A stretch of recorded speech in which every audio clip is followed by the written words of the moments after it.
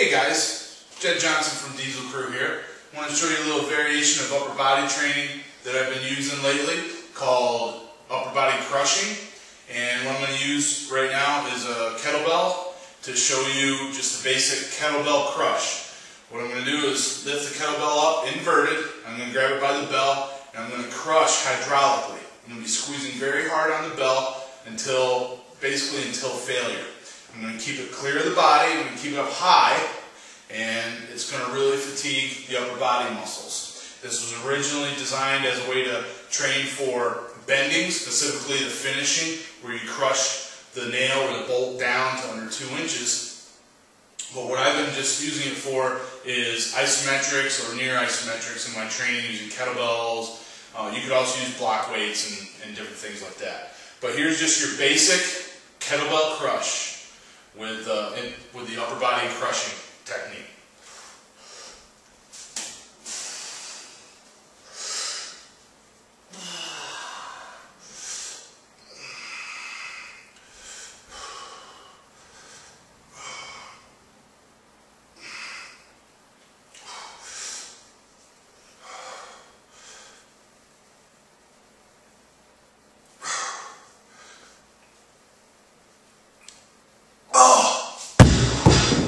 So as you can see, it doesn't take very long using the 95 to get pretty heavy. You shake quite a bit and you really feel it, especially in the chest and the delts, but you also feel it in your lats and everything in between. It's really good for your upper body, torso musculature, and it's pretty intense. It makes you sweat and really gets your blood going. So let's look at another variation right now.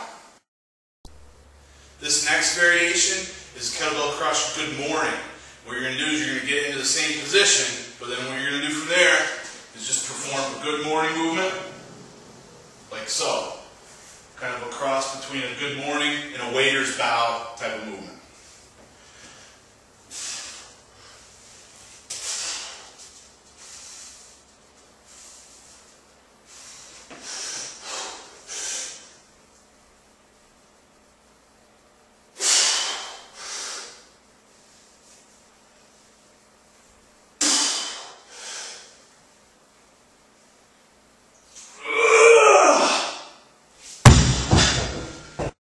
When you try this, you're going to notice on top of just your torso musculature, it's also going to hit your forearms very hard.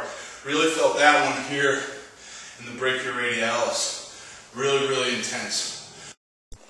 Alright, let's look at a couple versions of the kettlebell crush squat. First, I'm going to do it with just the kettlebell, go for a few reps, and then next I'm going to put a band on there, and then it's going to be band resisted, making it much, much tougher.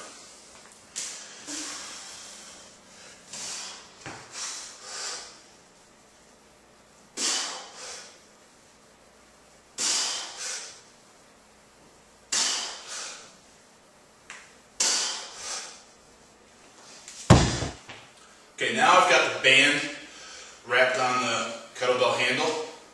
It's really easy to do with the kettlebell inverted. You just choke it on the handle and then you hook the band over both feet.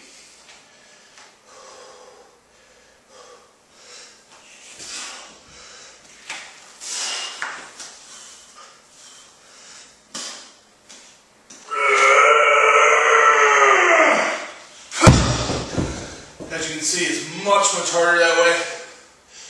You have to create much more tension in order to secure the kettlebell. Make sure when you're going for it, you're keeping it free of your body, because if it's resting on your chest, it makes it way easier. Give that a try, it's awesome.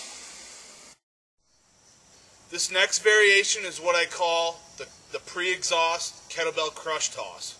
What you're going to do is crush it for a good 10-15 seconds, and then once you've hit your goal, then you're going to toss it as far as you can.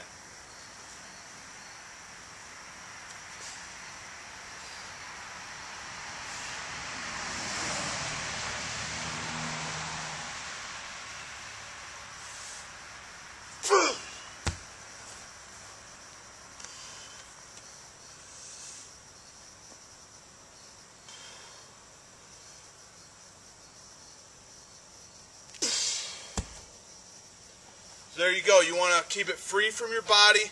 Crush it as hard as you can. You're going to be shaking and twitching, and then once you hit your time goal, then you throw it.